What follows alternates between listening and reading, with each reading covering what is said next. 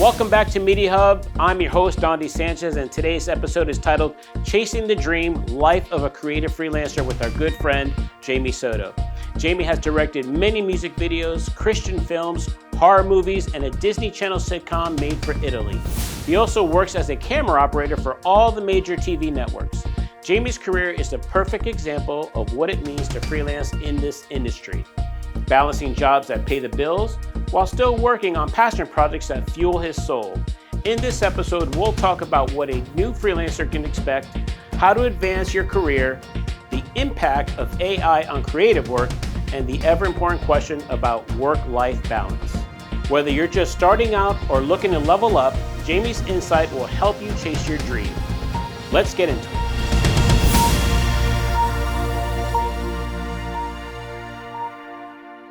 Jaime Soto, my man, thank you for being on the show. Thank you for finally coming on. I know I have been telling you about this project since season 1, and we finally get to have you on this season. It's good to be here, man. Thanks for the invite. Yeah, man. So, hey, this season we came up with something new to let our viewers know more about who our guest is. So we came up with this new segment called Quick Takes, and all I'm going to do is I'm going to throw you some quick questions here, and we're going to have fun with it. Uh-oh. Okay, let's go. Quick Takes. All right, here we go. Yeah. Ready? Passion project or high-paying gig? I think passion project. It could lead to a high-paying gig, and it's probably fun to do because it's a passion project. All right. Awesome. Studio lot or on-location shoot? Studio lot. I think having everything set up is great. Silent set or controlled chaos? I mean, as much as you want to make it a silent set, you get controlled chaos, but I do prefer the set to be silent. Okay, all right. Cinematic or run and gun? I think run and gun. I do a lot of that, and I think it's a nice way to create. Yep. All right. Scripted show or live sports? Both have their benefits. I really like them both, but I think scripted. A lot of opportunity for different stuff. Okay. Late night edit or early call time? Oh, late night edit, 100%. Who wants an early call? No, I hear you.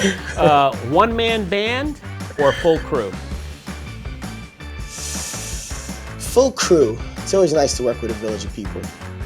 Okay, all right. I thought you were going the other way with that one. Here we go. Film I school. work with a one-man band a lot, but Okay. it's just I work with lots of one-man band a lot, but I think I like working with people.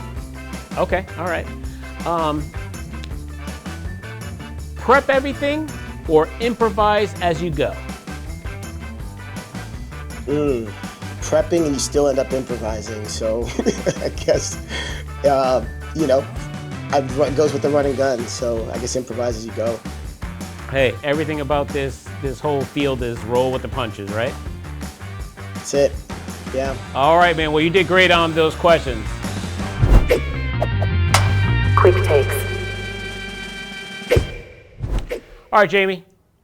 Let's get to the more serious questions now. So you've done a lot in your career. That's one of the reasons I wanted to have you on the show, between live sports, features, music videos, documentaries. I mean, you've done it all. And I just wanted to have you on here so you can talk to the viewers to let them know how to manage the bread and butter jobs and still have the passion jobs that you want to do, right? Or the independent jobs that you do. So here's one of my questions. Throughout your career, what type of projects have you worked on? Let the people know. Like you said, I've done a lot of different genres. So, I did feature films. So I've done 3 feature films as a director. I've AD'd 7. I worked as a director for a television series for Disney called Game On. It's on Apple TV and Prime now. It's 26 episodes.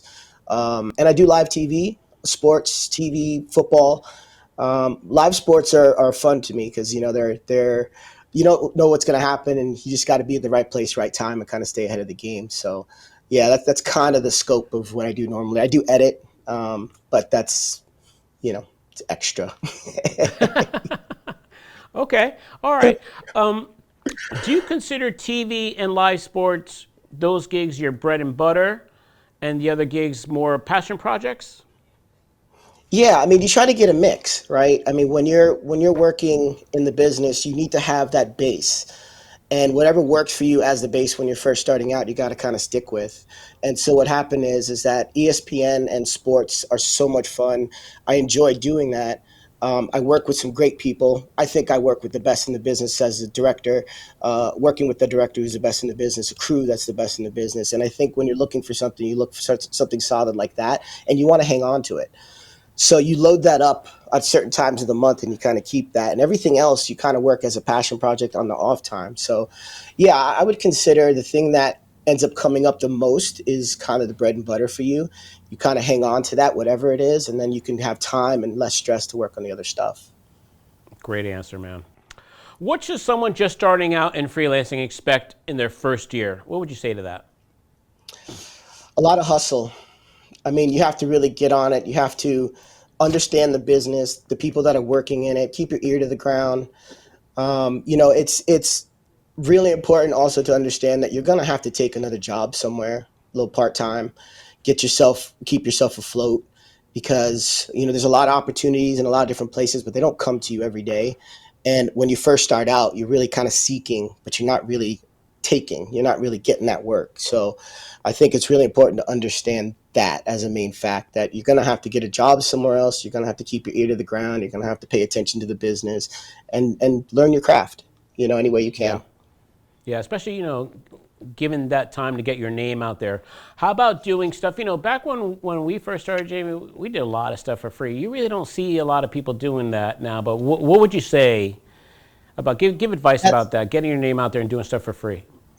no, honestly, for us, it was more of a game that we had to play to get our network. Because where do you go to get that network of people?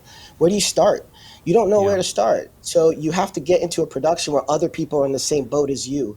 And sometimes the production is great and it leads on to other things. And sometimes it's not great. Sometimes it leads to absolutely nothing. But what it does lead to is the person that's next to you that you battled with and grinded with, that person is now your teammate. And that person is now going to get another job somewhere else and come back to you and be like, hey, I worked with this dude on this job and it was terrible, but he was awesome. I would like to work with him again. So that's kind of what you have to do to kind of stay in the mix. And it's important. So that's when you're working for free, you'll get a lot more opportunity, right? And you are giving yourself away to something, but you're also taking something from it. And that's learning. You keep your eyes and ears open, what you like, what you don't like, what you want to do, what you don't want to do. And that's the important part of when you're first starting. Good stuff, man. Good stuff. How did you get your first few gigs, and what kept you going when it got tough? So in high school, I was very involved with production, high school TV productions. I was doing segments and all things like that. And you know him, Smokey Knudsen.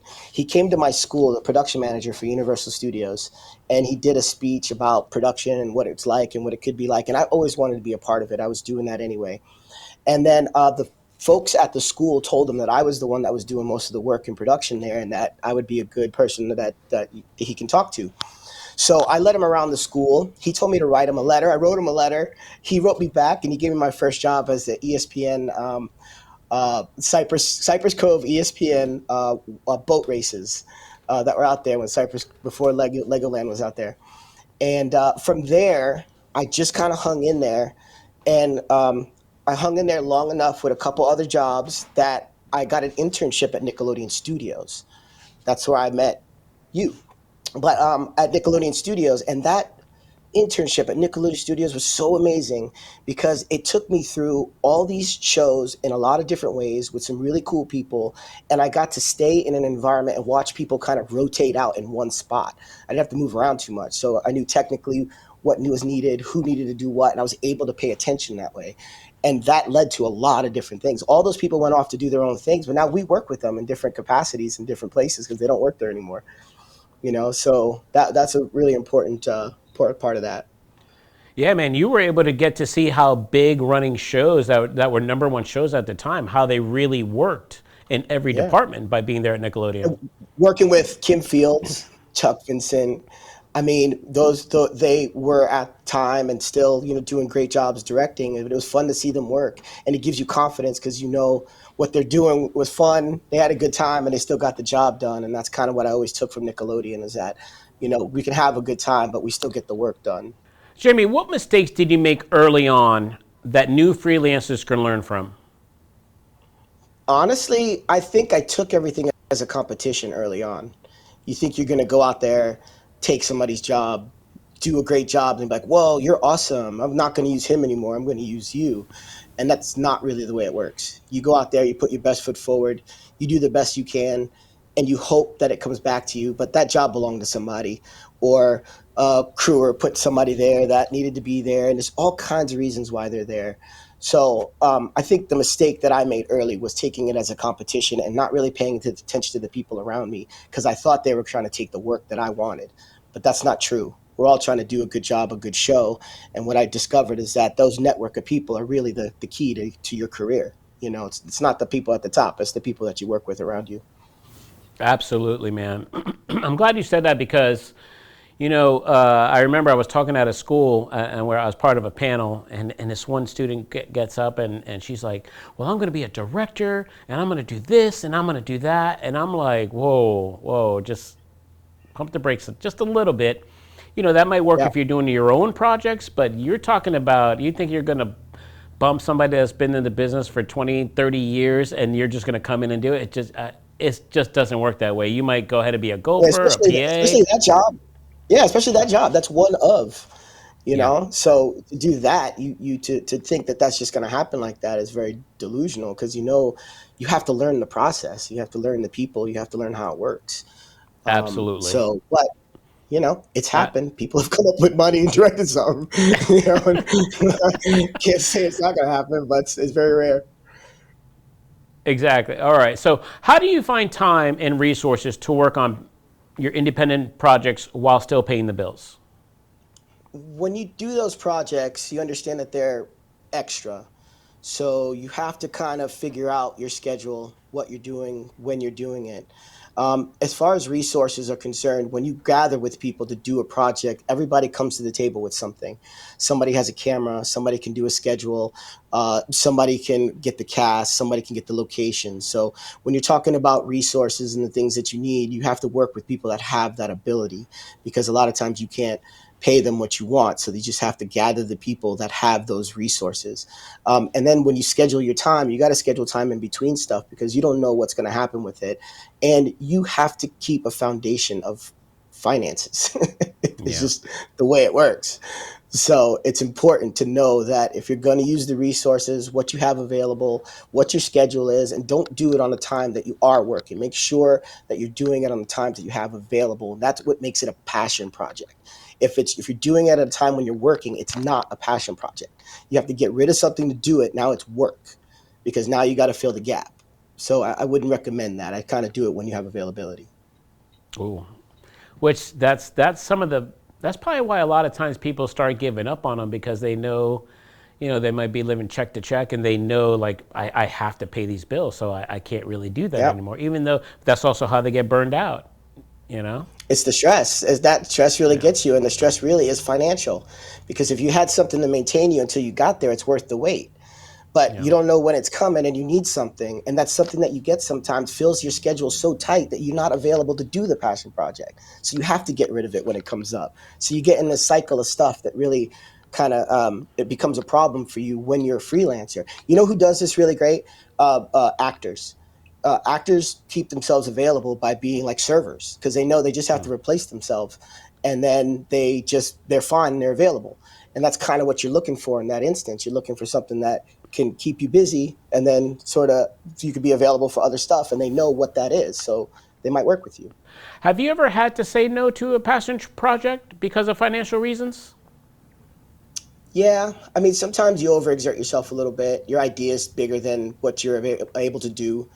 You start the process and then realize how much work it's going to be, and then you just go, "Phew." I just glad that's not going to pan out, but you never really get rid of it. You kind of put it on the side and wait, and you kind of chip away at it. And that's kind of when you're working solo and working on these passion projects, you're generally chipping away at it for a very long time because you don't have that moment to really sit there for 2 weeks and get after it. Um, so yeah. Okay.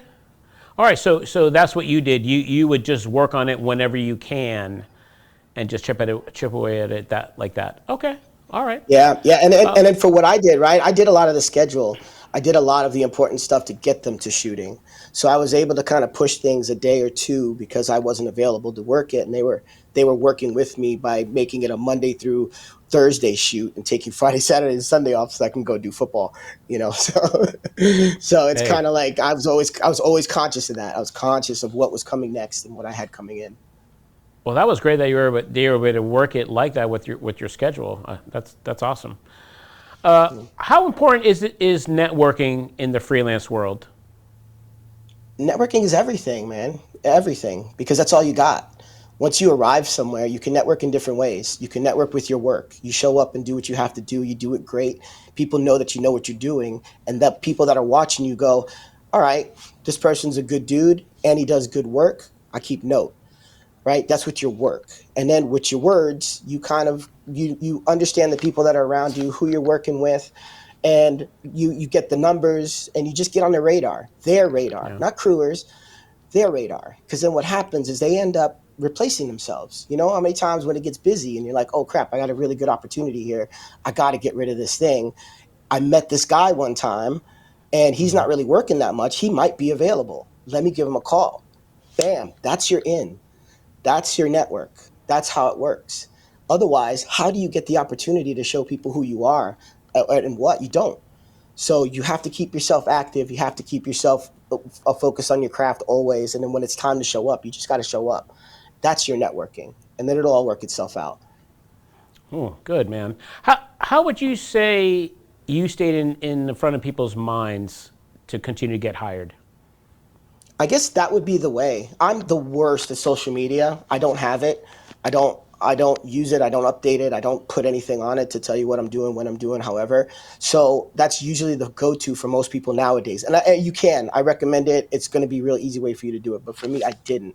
But what that showed me was the network that I created and the way that I go about doing things works because I didn't need social media to get me there. I needed people. I needed the people around me. I needed the people above me. I needed people below me. I need everybody to know that I'm there for you. I'm in support. I can work. I can do this, and that's kind of how it worked for you. That's my network, and that's how you stay on the radar. You can only hope for the best, man. Things change. You can do great work for somebody and they can promise you the world and then disappear and never see them again.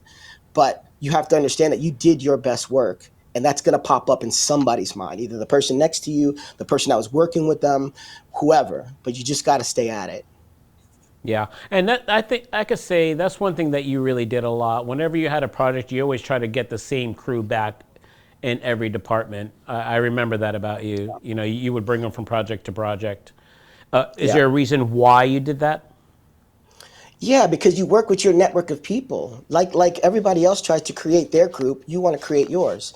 I want to work with, my a DP that I trust and enjoy. I want to work with somebody. So no matter what the project is, I know that they're professional enough to get it done. So I don't look outside the box. I say whatever the project is, I know these people can do it and we're going to go do it. A lot of times what happens when somebody has a project, they try to put a name to it. They try to get too many people that have different experience with this person, that person, the other thing. But if you're confident in what you're doing, where it's going, how it's going to work, and the people around you, there's nothing like it. When you get into something and you're just not confident of the people around you, you end up losing track of stuff. So I like the confidence of having the people around me that I know, that I like, and that really I know work hard and that are in it for me. They understand my journey, what I'm doing, and they really want to succeed for me too. And that's kind of why I always try to keep the same people because it's very important. That's cool. And I'm sure every crew member really appreciated that as well. What happens is they just start depending on for you to get their job and to keep them busy at the same time, and that's another pressure for you as well. That it happens. Yeah, kind of. I mean, it's true. And you hope that you can provide them with something to hold them off until they get something else. And then when you have time to come back, you come back and grab them when you can. And that's a thing, you can only use them when you can, and if it's not available, it's just not available. So that goes back to you as a freelancer, right? If you get on a gig like that with somebody who trusted you, that's your network. Every time that person comes up to do something, you make yourself available because that's your group. That's your people that you trust. They're doing good product, good work, and are really trying to do something that nobody's done yet, or trying to do something for everybody else around them. So once you get that comfortability, you want to keep that. So once they start doing projects, you sort of stay with that group, stay with that network, whatever they're working on, because you trust them and you know that they're doing the work for a purpose in a positive, way. Sometimes you get productions, you work with people that you don't want to work with again, but that's kind of the pace. That's how it works. So we were talking about working with a full crew and anything, but there's a lot of things that you do as a solo person, all one-man band, right? So what are some of the challenges working as a one-man band, and how do you overcome them? I think the challenge is staying organized, keeping a schedule, knowing what's coming up, answering very basic questions for yourself about the project so that you always keep a base of where you're focusing it, so that anything that comes up, if you're out of track, you don't really know where you want to go with it, you can always focus it into these very basic parameters, very, very basic questions. And that keeps it easy for you. Part of the way that I deal with that is obviously staying scheduled. Like, I went to Israel for 4 months. I went by myself, right? And I was there doing a documentary. You shoot, you do audio, you have to schedule, you have to make sure you're safe, you have to keep things moving, right? And I think that's the basics of what kept me safe, what kept me moving. That documentary, where it needed to go, was that I knew what I was doing, why I was doing it, what I was there for in general, and what my purpose of doing this is. There's a project purpose and there's a your purpose, and you got to know both. And then it's easy for you to kind of do your project and chip away at it. Give yourself time. If you try to rush it and you're doing it by yourself, some things are gonna fall out. The more time you have, the easier it is for you to do by yourself. Yeah. And how long, I don't want to go into it because people don't know how serious that documentary was. I don't want to get too much into it, but it was during some rough times in this world, and you're like, Yeah, I'm going to it's a little Israel. scary. I'm all by Yeah, it's a little myself. And scary. I'm like, you are crazy. Again, passion. The passion drives you to do crazy things sometimes. Yeah. Curiosity as well, and you get the two things together, and it can be dangerous. Pretty powerful. Yeah. How long did that documentary take? What was the name of it? Just throw the name out. It was Eyes on the Ground, and I was there 4 months. I went to West Bank, I went to Tel Aviv, I went into Gaza, Syria, Egypt, went into a lot of those places to try to tell the story of the two groups of people that are just battling there. Yeah. They both have their excuses and their things that they're focused on, and I just wanted to shed light to it for somebody from Brooklyn, Orlando. Have no reason being over there, Puerto Rican kid, and it was, why not? Didn't know the language, didn't know anything, You know didn't the know what was being language? No, said. nothing. No, nothing, nothing. You just go, plan, attack, do the best you can, get what you need, know what you want, and then you're good to go. Oh man, that was Yeah, I to this that's day crazy. it surprised me that you went over there. All right, Yeah, that's crazy. what skills or tools are essential for someone trying to wear multiple hats in a production? Honestly, staying organized. Okay. There is no real, like, you can use all the tools in the world. Everybody has their preference. I use my preferences as far as what I use to organize scripts and things like that. So it doesn't really matter what the program is.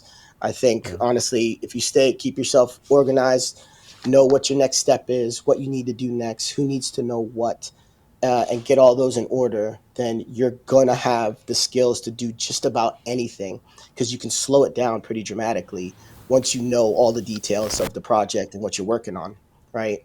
So you slow it down in your brain because everything's so fast in the freelance world. But if you know all the information, you can stop gap. You can be like, all right, this is cool because I know what's coming next. So everybody, this is the pace, set it. Yeah. Would you say Yeah. you were always an organized person, or is there something that you learned throughout your career? No, honestly, I met a mentor of mine, Martin Piccinini, who's an AD, first AD. You know him. He's a fantastic AD. He took me in under his wing and taught me how to break down scripts.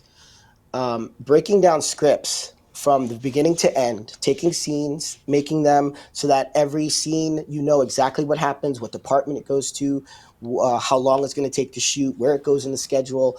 All of those things showed me one very specific thing and led to my entire career being what it is I organized everything. When I got those scripts, I was so organized that nobody could ask me a question I didn't know. Yeah. And that's all people really want from an AD in that instance, was to just know that somebody knows the answer. And once I figured that out, and he taught me that, taught me how to schedule and keep things on time, be smart about it. I took all of that and I ran with it through everything, and it worked. So no, I wasn't always as organized, but I learned that once I got organized, it changed everything for me. I just slowed things down, and I was able to look at things from a wider perspective and see it from a bigger picture. Yeah, which believe it or not, those skills also help you become a better producer and a better director at the same That's time. That's what led me to that, right? Because Yeah. look, the first time I got to direct something in that instance, I was the AD. I scheduled it so much. I was around for every meeting. They did not like the director who was there. They fired him. They didn't have time to hire the director who's there. Me. They knew me. They knew I was. They knew what I did, and I got the opportunity because I knew everything about it. So they're like, "Well, who else is going to come in and do that?" Right? So I Yeah.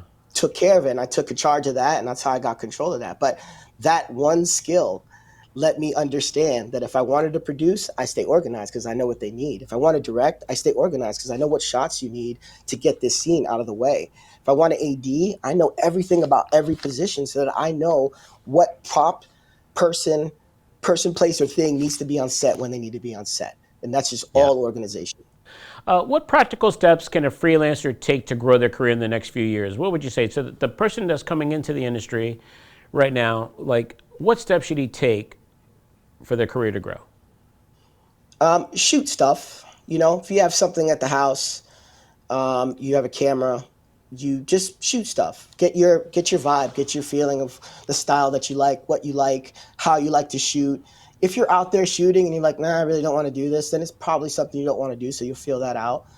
If you're audio, if you're video, if you're a camera operator in television, a lot of ways that I'm seeing now is colleges honestly have programs now where they're shooting everything that we're shooting, the same way we're shooting it, right?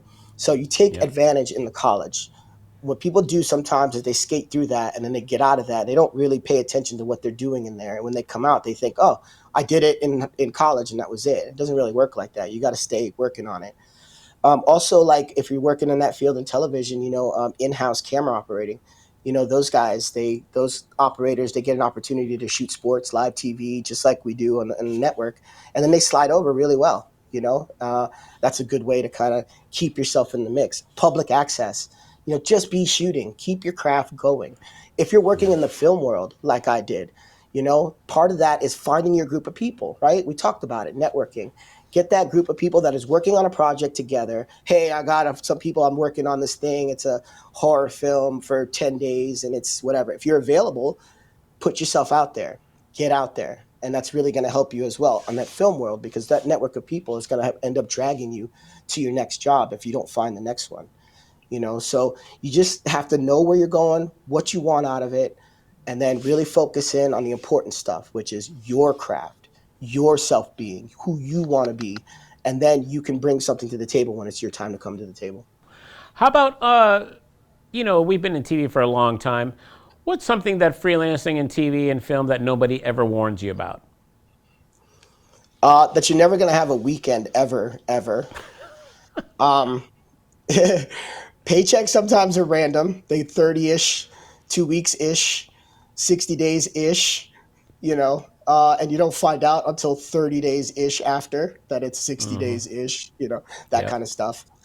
Sometimes when you work those smaller productions, if you don't do your research on who you're working with, sometimes those checks can bounce and then you get another check after that might bounce and then they have to pay you another one after that. But that goes to what I was saying to you before, right? I mean, that stuff happens, but that's also part of like having a backup, Yeah. having something else that you can go to, so you're not stressed out about that kind of stuff. You do it. What you did it for was your network. The check's going to come with it, but the check is so far away that really you have to focus on being your network. That's what you did it for. You did it to kind of make note who you were, get the job in, and then the check will come when it comes, and that's how you got to think of Yeah. it. Yeah. Learning how to budget was definitely something that we all had to learn how to do in 30, Yeah, 45, very 60 quickly. days. And I'm glad you said about the weekend thing, because that's one thing they don't tell you about. But if you realize, if you want to work in TV, yeah, every time you're on a holiday and you're watching something on TV with your family, Thanksgiving, Christmas, Yeah, you're watching something, right? There's a big game on somewhere, right? Who do you think's it there does. live? Yep. There's always somebody there, right? So that, I mean, I say that Yep. to every student that I meet, or every somebody that's coming into the industry. Look, you chose to get into this industry. No one, Yep. no one forced you. You chose, and this is the way it is.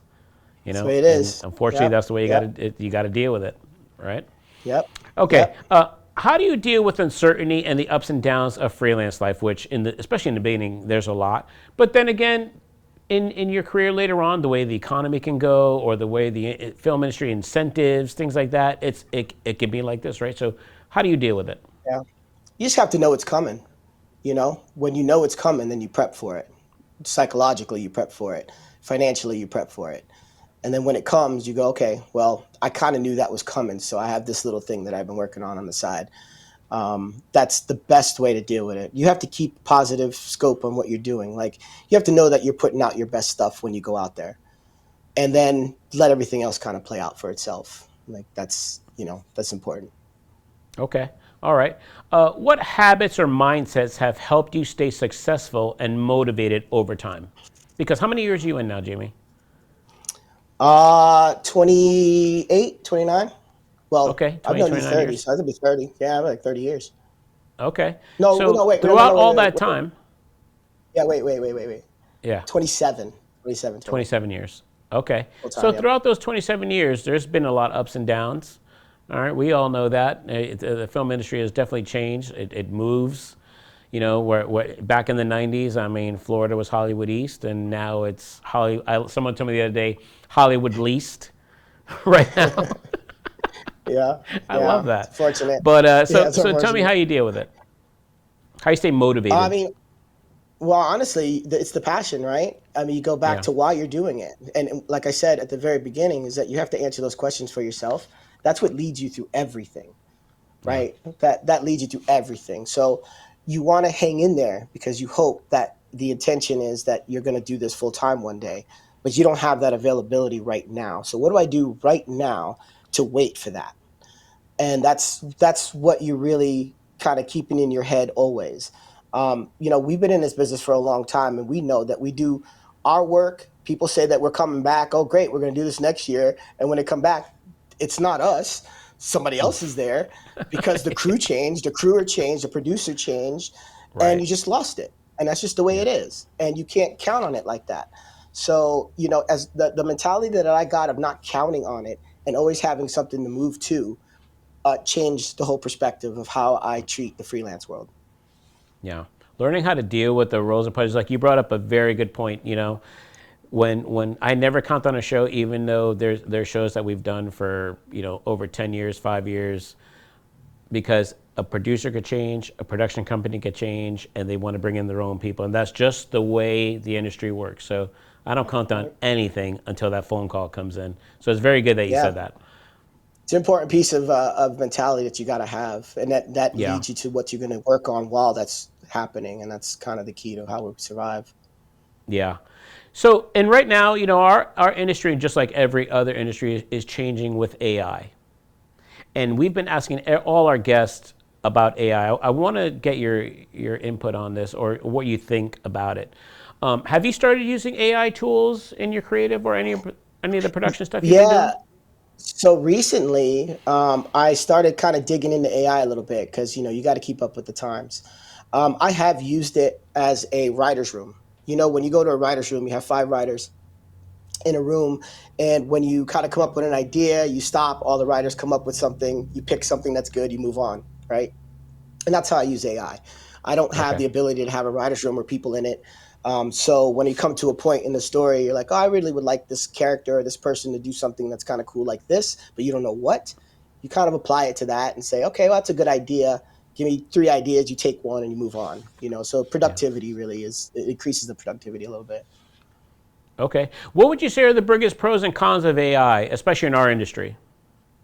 Honestly, the pros are productivity faster. It's going to make people, a little more efficient. And the cons are it's creating a lot of phonies.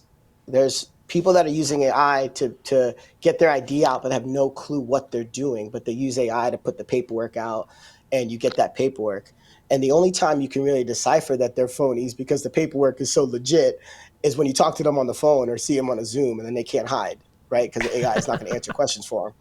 So you have to go to that step now. So it's just making you take an extra step to trust that that person didn't use something that it's not a passion if you AI wrote it and now you're just Yeah. going to do it. It's just a money project. And that's what I want to know, because that's kind of how I determine what I do and what I don't do. Okay. All right. So I know that you work in a lot of different clicks. How do you see AI changing the way freelancers work in the next 5 years? You can pick any click that you work in. Man, I mean, look at camera operating. We're already seeing cameras to do the wide shots to cover game. Yep. And they're working on that. They've been working on that with us for a very long time, and they still haven't nailed it yet, but they're close. So I assume that that's going to be something that AI is going to take over. And in the film world, I think AI special effects, graphics, things like that. People in their basement are going to come up with some really cool special effects and really cool projects because of AI. And I don't mind that as much, because it's something that they needed the tool to help them create something that they weren't able to do before, and they're not financially able to do it now. So that's Yeah. when AI is the most viable. But when you have the money to do it and you're out there, you use it in bits and pieces. But if you're just using that, then, Yeah, so I had Mike Lacey on the show, which you know Mike as well. We all yeah, go way love back, right? Mike. He's been directing Yeah, PGA and things like that. And I had told him, I was like, it's just a matter of time that all these guys that follow the golf ball, or you put a tracker in the golf ball, put a remote head in all these towers, and it's going to follow it just as much as anybody else. Probably yep, even better. yep, yep.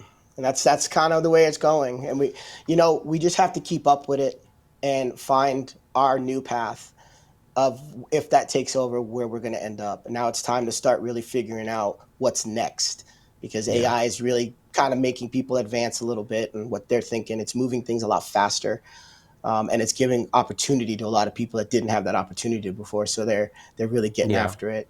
There's some Yeah. funny stuff out there people are creating with AI, honestly, but Right. we'll see where it goes. And it sounds like you're pro AI, but it has its good parts and bad parts. And it's You going know, to make things faster, but at the same time, it might make other jobs. It might take away jobs, but at the same time, it might bring new jobs too. So, but only time will yeah, tell. we're not going to stop that. We're not going to Right. stop that. No matter what we do, we're Right. not going to stop that. It's going to happen. Ex- So we just know it's coming. Keep Embrace up, it. That's what I embrace say. it, Embrace. keep I'm up, all about it. move on. Yep, move on. Let's go. You know what I mean? That's kind of how it's got to go with AI. Yep. Yep. All right. So, if you could pick any project, no limits, no constraints, what would it be and why?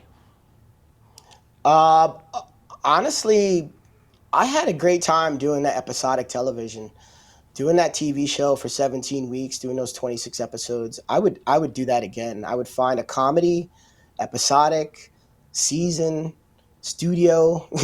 That would be my ideal kind of way to work. I learned that process through Nickelodeon.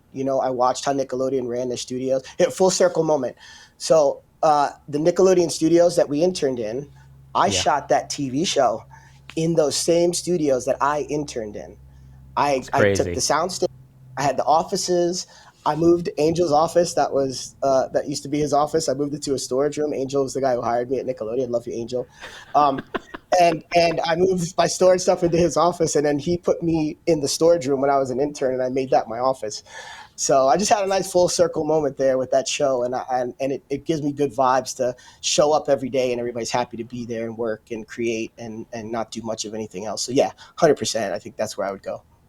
Dude, to this day, that's still one of the best places I've ever worked in my Best, whole career, and that best. was It's in the it's the beginning of my baseline. career. It's the baseline for Absolutely. everything.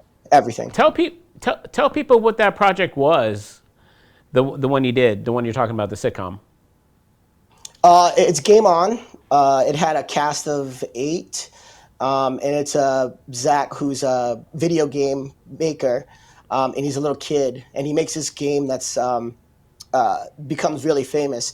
And this gaming company wants to revamp their gaming company, so they give the kid the keys to the company, and now he's in charge. So he comes in charge, and everybody else who's been there for a while, it's his battle of trying to make a new game and make friends, and kind of go through this process of him becoming the boss of something at the age of 15 years old. Now, you directed this as well. Did you play any other parts on this project? No, I think, well, producing, you do a little bit of Yeah. that. But in this process, the director was it all encompassing as far as getting the soundstage together, figuring out the workflow. I was the AD as well as far as scheduling. I had stage managers and assistant directors while I was there. But during the course of it, I scheduled the entire thing myself because that's where I felt my strength was. So I scheduled the 17-week shoot. And then you build the sets. The sets had to change dramatically from what they were because of the timing and things like that. So that was my job, was to pay attention to all of that and then get the daily activity out. I would get the workflow going so that I could shoot in the day, and then when everybody left, I'd go up to the edit suite and edit and get like a basic edit done. And then the next day, the editors would come in and finish it, and then I would go up and watch it, make notes, and then start my next one for the next episode. But that was And quite a task, man. 26 episodes. How did you 17 weeks. land that job? Tell everybody how you landed it. I had worked with this group of people. This goes back to that networking too. I worked with a group of people doing a trailer for a movie. They did the trailer for the movie. The movie didn't quite happen when it was supposed to. This same company that was doing that trailer got an opportunity to do this TV show.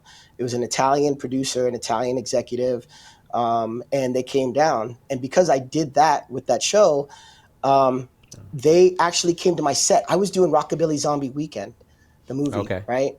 They came to my set right before we shot, while we were shooting towards the end there. And I had like the big scene, and they came to the set and they talked to me about what I did. And I told them that I really want to do episodic, and this is kind of how I wanted things to roll. And when they were done and they left that day, they called me. They asked me to come and do this meeting, and they had a meeting with a bunch of people. It was like 10, 15 of us at a table. And he was going through the jobs that he wanted everybody to do and what he wanted. He's like, and this is our director, Jaime. And I was like, oh, me? God. Okay, yeah, I'm in. Yeah. Cool. That's awesome. But it was never really spoken until that part of it, So they had ideas of what they wanted to do with me, brought me into the meeting, and just put me in that spot. And because they knew that's what I wanted to do, and they just didn't think I would say no, which they're all right. Yeah. Well, it kind of looks like they like what they saw when they went to set. Maybe how you're running everything, and hey, but yeah, they had a good that's time. how it works, right? It's right place, right time. Oh, and you always get your job usually from your last job, something like that, right? Yeah. I went into shooting that 2 weeks. I was in that soundstage. I was working on that while I was doing Rockabilly. I was in that soundstage 2 weeks after I shot Rockabilly Zombie Weekend. So I was still in post for Rockabilly before I started that. So it was like, I don't know how I did it when I look back at it. It was just one of those crazy things you like floating around magically, because I don't know how I got it all done, but I did. Hey, like you said, it goes back to the organization, scheduling, That's just pushing through. Saved me. Yeah. 100%. Are there any genres or styles that you haven't worked on but really want to explore? I've worked on all of them, man. I feel we've gone through all the range. I've done a lot with you, actually. We've scattered the industry. Honestly, when I think about it, I would kind of switch it up. I'd go to theater. I think I'd direct like a play or something. Okay. It's a whole new outlet for being creative. It's something I've never done before. It kind of sparks something new because it's still creative, but it's just like different way. I think that's kind of where I'd land if I was to do something. Not only that, man, live is live. Theater it's like doing live TV. You ain't going back. This is it. This is the way it's going. Yeah, I love it. I think it's that same kind of vibe. Yeah. Dude, there's something about a rush about just live TV, because it's just, and hey, it can't go over. You only got the airtime you got, and that's it. Yeah, that's it. Done and done. All that's right, here we go. That made a TV versus film, though, honestly, because what I like about straddling that is that I can go to TV, get a job done, walk away, know that it's done. I don't have to think about it again. Yeah. Film, you walk away, and you're 24/7 until the project is done. It's a Hmm. totally different mentality. So I enjoy being able to step in and step out. It's like a thing we don't get to do very often, and it's such an adrenaline rush because it's live TV. It's Yeah. fun. Here's a question that I just thought about.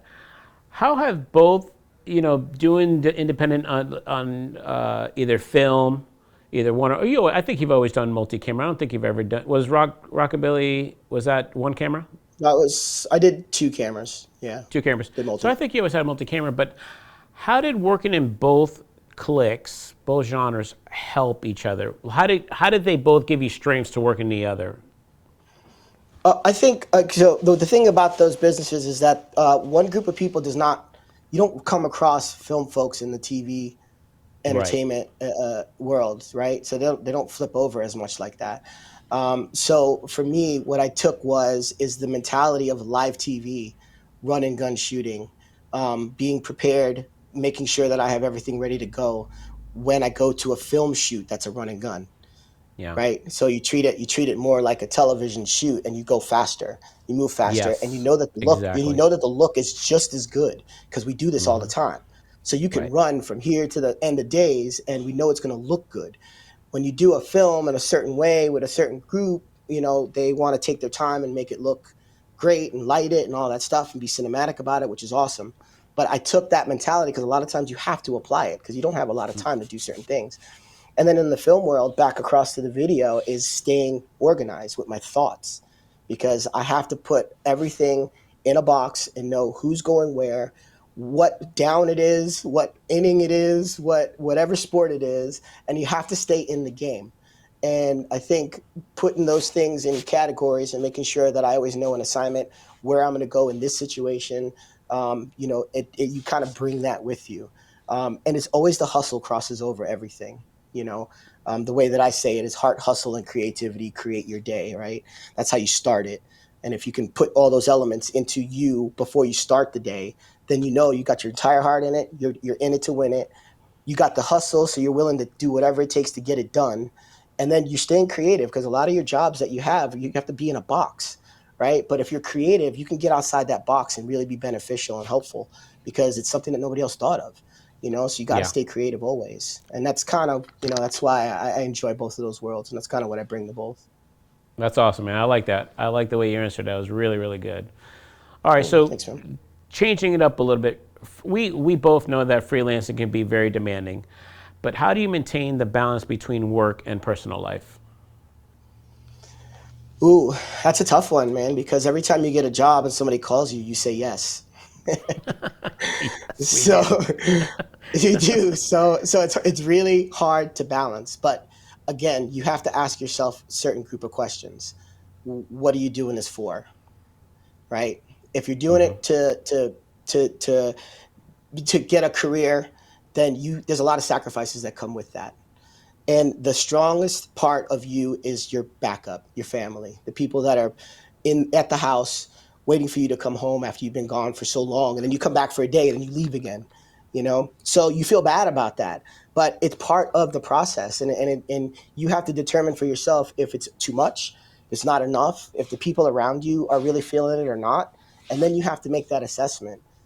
So that's how you get your work balance. I'm terrible at it because I work all the time, but my family understands that when I come back, it's all them all the time, right? Nobody Yeah, you're sees me present when anywhere. you're home. Right. When you're Present. When home, I'm you're home, present. I am present. I'm present. I'm nowhere else. If I have a Yeah. passion project now and I'm here, my daughter comes with me. She's 14 years old. She loves working in the business with me as an assistant. So she's really like enjoying that, and I enjoy taking that chicken with me. I do this puppet show now, and I'm glad that she's a part of that puppet show. Um, and to see in that process because she's having a good time doing that, so that's important, and that's part of balance as well. Sometimes you have to Yeah. bring the people into your world to be balanced. It's not necessarily waiting till you come home. It's taking them with you. It's making them a part of what you're doing. That's how I balance, and my Okay. family understands that. Yeah. Do you do anything yourself, any routines, or did you set up any boundaries so you could avoid burning out? I do a few things. I mean, I've been known to get on the turntables every now and then and spin some records. Oh, You put the headsets on, you throw a set in yeah. of 2 hours of music, and you just kind of get after it. Nice. And yeah, I build characters in Dungeons and Dragons, and every now and then I'll play online, Okay. just to kind of get myself out of whatever I'm in, just to kind of get a new character, a new place, a new person. And then my daughter and I have a Lego table, like a 6 foot Lego table, and we created a city on that. And there's one through line, right? When you have a passion and you really enjoy doing something, you don't necessarily not want to not do it. You don't get burned out from doing it. You get burned out from doing it too much. So I enjoy the art of being creative. I enjoy the process of thinking about things and being one cog in the wheel occasionally. That's kind of what my burnout, kind of get out of it. So when you think about D&D, somebody else is creating a story, you're playing one role, right? Lego, you do what you want, the pace you want, you make what you want. The stories kind of come in little chunks and you're just kind of goofing off with your daughter, creating something. But all of that really it works for you, right? You're still kind of keeping your mind right for what you do for a living, and it's fun to do, and it's a getaway, but yet it's still in that same realm, and that's kind of how I choose what I do to not get burned out and still kind of stay in the same area that I want to be in. Hey, I got one more thing, man. Okay. I What do just you want to got? say this. This is very important, and it's very important to me. Um, when you start in this business, you have to understand one very important thing. You don't eat the fruit off the tree the same day you plant the seed, right? Mm, You yeah. have to understand that everything that you're doing is planting a seed for a garden for the future. So you do a job, you plant the seed. You do another job, you plant the seed. That might grow, it might not grow, but you keep planting. Seasonal. Everything is seasonal. So you have to understand that yourself. Please understand that you do not get to do what you want to do when you first start out. You just have to grind a little bit, plant those seeds, water it, wait for them to grow, hope they grow, but keep planting. Next thing you know, you'll turn around, you'll have this whole fruit orchard of wonderful fruit to pick from, and then you can kind of determine what you're going to do from there. Dude, what a huge golden nugget you just told everybody. That was awesome, man. Thank you for sharing that last Well, part. And thanks, again, bro. thank you Thanks, for bro. being us and joining us today on Media Hub. And hopefully, who knows, season 3 we'll have you back on because you definitely gave Let's some good go, man. advice. Oh, I'd love All it. right, I love man. it. We had a good Again, time. thank you, dude. We'll catch up. Until next time. Yeah, thank you, Dondi. Appreciate you, bro. Have a good one. Jamie, thank you so much for sharing your journey. Your story is a powerful reminder that freelancing is about planting seeds, networking, and finding that work-life balance. If you're chasing your dream in the world of TV, film, and live events, take Jamie's advice to heart. Stay adaptable, keep hustling, and don't forget to take care of yourself along the way. Thanks for tuning in to Media Hub. Make sure to subscribe, leave a comment below, and share this episode with your creative friends. And we'll catch you next time here on Media Hub.